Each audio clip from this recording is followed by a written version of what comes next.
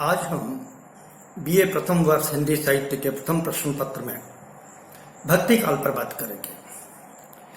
इससे पूर्व में हम आदिकाल की विभिन्न प्रवृत्तियों पर बात कर चुके हैं और चूंकि पाठ्यक्रम में आदिकाल के संदर्भ के साथ भक्ति काल भी शामिल है, तो आज हम भक्ति काल पर बात करेंगे।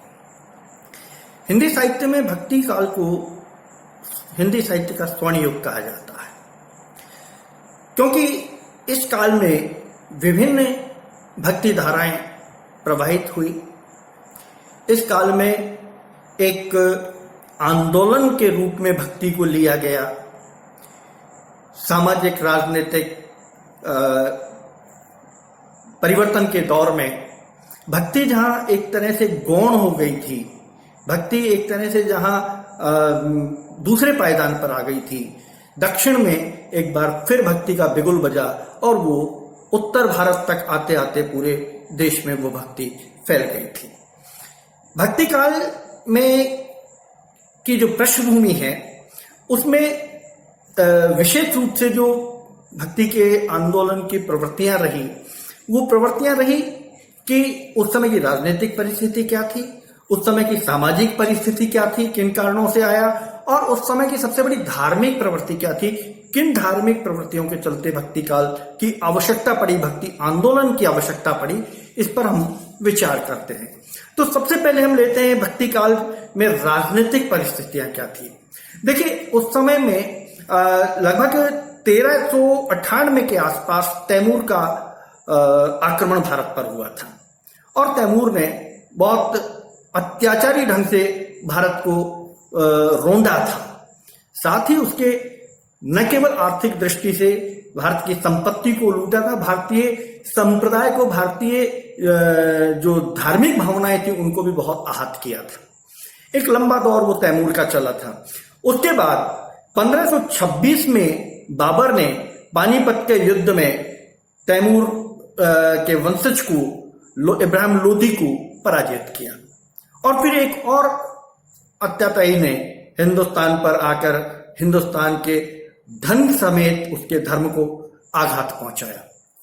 ये परिस्थितियां चल रही थी, यानी बहुत पुराने समय से लेकर मुगल काल तक आते आते ये लगातार चलता रहा, राजनीतिक अस्थिरता बनी रही। इस राजनीतिक अस्थिरता के दौर में जो साम्राज्य था वो छोटे छोटे टुकड़ों में विभाजित हो गया, छोटे छोटे राज्यों में विभाजित हो गया और सत्ता का विघटन हुआ और उसके कारण हिंदुओं पर अत्याचार बढ़े। तो जब राजनीतिक दृष्टि से हिंदू अस्थिर होने लगा तब, और अस्थिरता के साथ साथ उसके धर्म पर जब चोट की जाने लगी, तो एक अंदर से आंदोलन उत्पन्न हुआ। आदमी पीड़ित अवस्था में जो है, जब बहुत ज्यादा दबाया जाता है तो वह मुखर हो जाता है। उस स्थिति में आकर भारतीय जनमानस उस राजनीतिक परिस्थिति के कारण इस आंदोलन की ओर अग्रसर हुई। भक्ति का दूसरा कालखंड जो रहा वो मुगलों का शासनकाल रहा। पानीपत के बाद, पानीपत के युद्ध में बाबर ने महाराणा सांगा को पराजित किया और अकबर ने, बाबर के बाद हुमायूं, हुमायूं के बाद अकबर के आते आते अकबर सहिष्णु हो गया। अकबर ने जब ये देखा कि अब मुझे यहाँ रुकना है, अब मुझे यहाँ शासन करना है, अब मुझे यहाँ साम्राज्य स्थापित करना है, तो मुगल सम्राट अकबर जो है सहिष्णु हो गया और उसने हिंदुओं के साथ न केवल राजनीतिक अपितु वैवाहिक संबंध स्थापित किए, पारिवारिक संबंध स्थापित किए। धर्म में जो है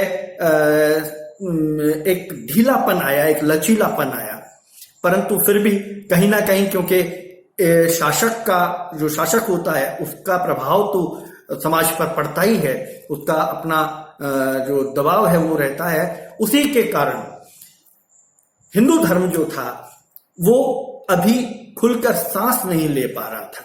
हालांकि अकबर के बाद जहांगीर के बाद शाहजहां तक आते आते काफी सहिष्णुता आ गई थी, लेकिन औरंगजेब के आते आते वापस ये सहिष्णुता कट्टरता में परिवर्तित होने लग गई।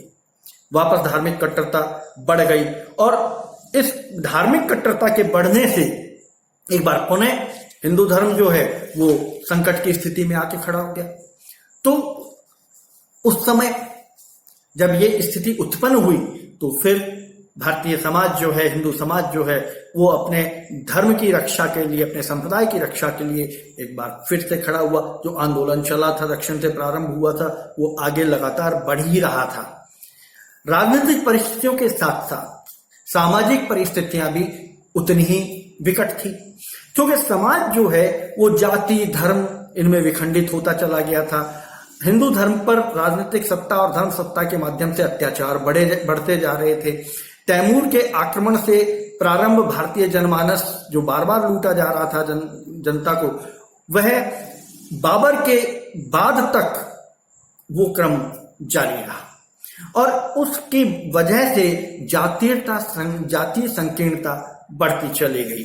देश छोटी छोटी समाज जो है वो छोटी छोटी जातियों में विघटित हो गया और जातियों में फिर सबसे ज्यादा आगे अंधविश्वास बढ़ गया, कर्मकांड बढ़ गया, छुआछूत, जादू टोने आदि का प्रभाव बढ़ता चला गया। ऐसी स्थिति में समाज जो है वो और संकीर्ण होता चला गया, समाज की मानसिकता और संकीर्ण होती चली गई। ऐसा नहीं है कि केवल हिंदू धर्म में ही था, मुस्लिम संप्रदाय में भी यही व्यवस्था थी, क्योंकि मुस्लिम संप्रदाय भी धर्मांतर से अछूता नहीं था।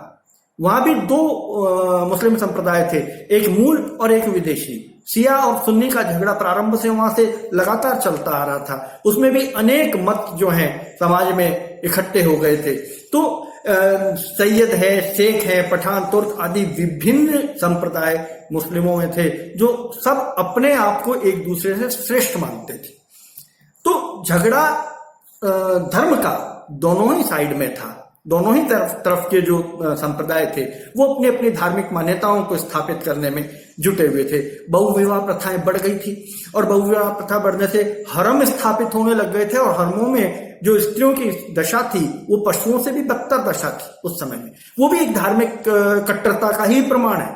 ये जो स्थिति थी ये मुस्लिम संप्रदाय में थी, हिंदू संप्रदाय इससे अलग था। मुस्लिम संप्रदाय में ये ज्यादा थी क्योंकि 4 विवाह का तो सीधा सीधा इनको अधिकार है और जो सत्ता पक्ष के लोग थे, जो सत्तासीन थे, उनके पास तो कोई लिमिट ही नहीं थी। तो बड़े बड़े हरम हुआ करते थे, उनमें स्त्रियां हुआ करती थी और उनके साथ पशुवत व्यवहार स्त्रियों के साथ हुआ करता था। समाज में अंधविश्वास और कुप्रथाएं प्रचलित थी। हिंदू और मुसलमान दोनों पर इसका प्रभाव बराबर पड़ रहा था। अर्थात सामाजिक दृष्टि से भी देखें तो समाज सुरक्षित नहीं था, समाज में शांति नहीं थी, समाज में एक रस्ता नहीं थी। तो ये भी एक बहुत बड़ा कारण धार्मिक आंदोलन का जो था ये बना, भक्ति काल के आंदोलन का ये कारण बना। तीसरी परिस्थिति जो थी वो थी धार्मिक परिस्थिति, क्योंकि सीधे सीधे धार्मिक परिस्थिति धर्म से जुड़ती है। तो जब उस खंड काल में हिंदू, जैन, बौद्ध, मुस्लिम अनेक संप्रदाय एक साथ जब इस देश में रह रहे थे तो विभिन्न मत भी एक साथ थे और उनमें मतांतर था। मतांतर होने की वजह से एक क्लेश की भावना हमेशा बनी रहती थी। जैसे मैंने अभी आपको इस्लाम के बारे में जिक्र किया, इस्लाम के मतों के बारे में, हिंदुओं में भी शैव, शाक्त, स्मार्त, निर्गुण, सगुण, बौद्ध में मंत्रयान, तंत्रयान, सहजयान, मृजयान जैसे मत प्रचलित थे। तो नाथों में 12 मत अलग से प्रचलित थे। मुस्लिमों के अलग मत थे जिसमें चिश्ती, कादरी, सूफी, बुसरा आदि अपने अपने मतों को आगे बढ़ा रहे थे। तो ये समाज की विभिन्न जो केंद्र थे, जो विभिन्न बिंदु थे समाज के, जो विभिन्न धुरियां थी समाज की, वो धार्मिक कट्टरता में फंसी हुई थी और हर संप्रदाय में उप संप्रदायों का बोलबाला था। हर संप्रदाय ने अपने उप संप्रदाय बना रखे थे और उप संप्रदायों में सब मूल रूप से जितना भ्रष्टाचार हो सकता था वो था। गुह्य साधना, तंत्र साधना, अलौकिक क्रियाएं, शमशान साधनाएं ये प्रमुखता से बढ़ती चली गई थी। तो धर्म को विभिन्न अलग अलग रूपों में यहाँ पर प्रस्तुत किया जा रहा था, स्थापित करने का प्रयास किया जा रहा था। पशु बलि, मद्यपान, मांस भक्षण आदि जो है ये प्रचलित हो चुका था। कामुकता जो है वो श्रेष्ठता पर चली गई थी और कई जगह उल्लेख मिलता है कि एक मत था अघोरी पंथ प्रारंभ हुआ था, जो शमशान साधना करता था और मुर्दों के साथ सहवास की बातें भी उस समय उठने लगी थी। तात्पर्य कहने का कि जितना भ्रष्टाचार हो सकता था धार्मिक स्तर पर, वो उस समय चरम सीमा पर था। तो धार्मिक परिस्थितियां भी बहुत विकट थी उस समय में। ऐसे धार्मिक परिस्थितियों में दक्षिण भारत में आलवार और नयार मतों का जन्म हुआ और यही जो मत थे दोनों, ये धीरे धीरे भक्ति आंदोलन के रूप में उत्तर भारत में बढ़े और समूचे भारत पर इसका प्रभाव स्पष्ट देखा गया। देखा जाए तो भक्ति काल का जो साहित्य था वो इस सारे काल की धुरी था। पूर्व में भी हम बात कर चुके हैं कि साहित्य समाज का दर्पण है। साहित्य आपको मार्गदर्शन देता है, साहित्य आपको आगे बढ़ने का रास्ता दिखाता है। भक्ति काल का साहित्य इस मामले में बहुत समृद्ध साहित्य था।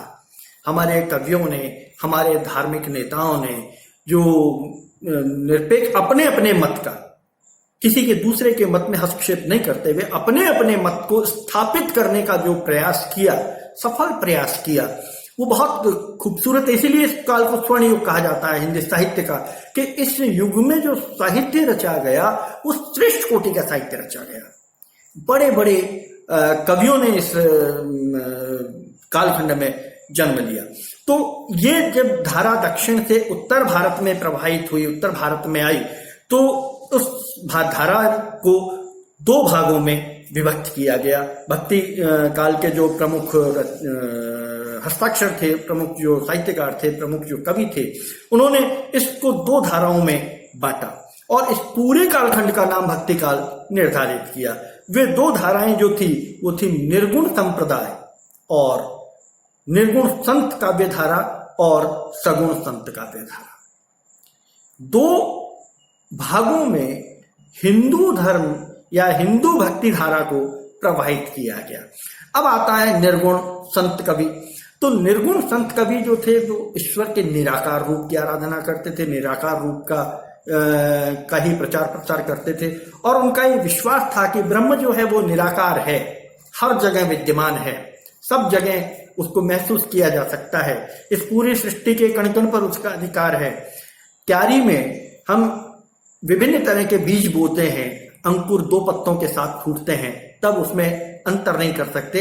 पौधे जैसे जैसे बड़े होते हैं वैसे वैसे उनमें उनकी पत्तियों के माध्यम से उनमें अंतर होता है और जब फूल खिलता है फूलों के माध्यम से उनका नाम परिभाषित होता है और जब खुशबू फैलती है तब ये पता चलता है कि ये फूल किस जाति का, ये फूल किस जाति का, ये फूल किस जाति का।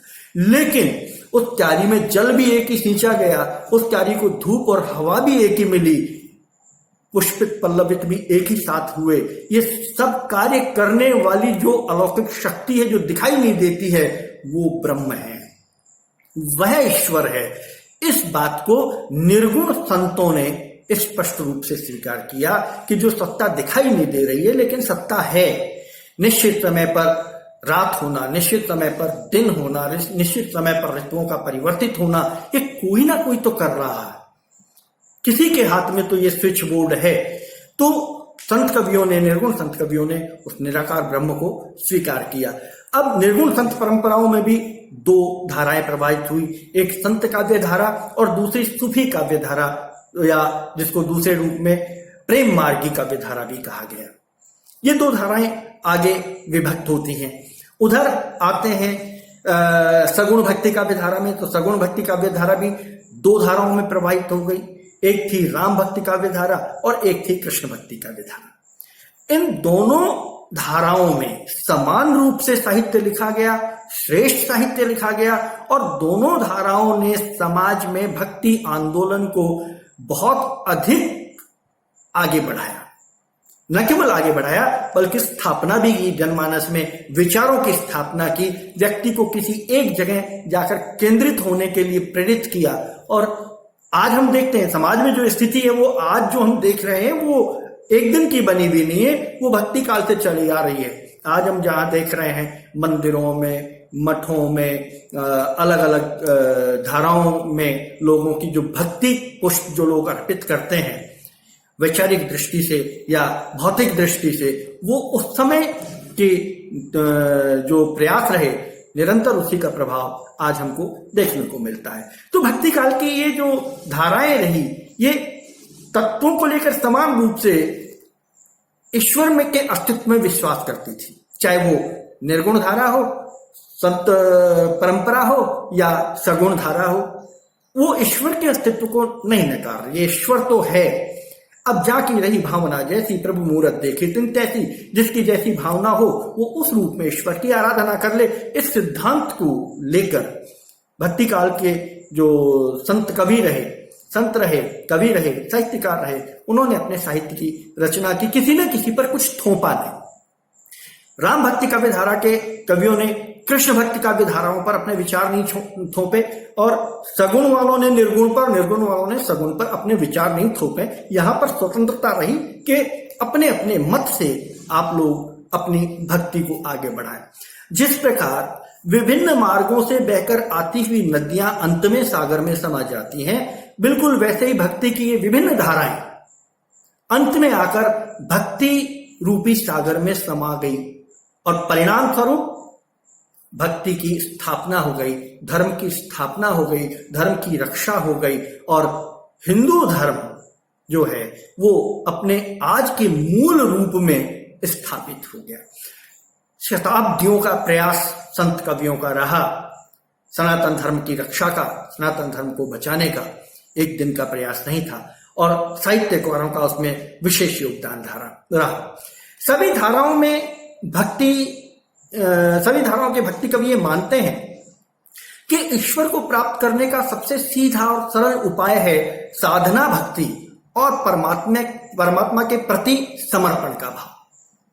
तो ये अगर हम निरपेक्ष भाव से देखें तो ये चीज निर्गुण काव्य परंपरा के संतों में भी मिलती है, सगुण में भी मिलती है, और कमोबेश देखा जाए तो विभिन्न और जो बौद्ध हैं, जैन हैं, नाथ हैं, इनमें भी ये सारी चीजें दिखाई देती हैं। साधना पद्धति और समर्पण भाव की पद्धति से ही ईश्वर तक पहुंचा जा सकता है।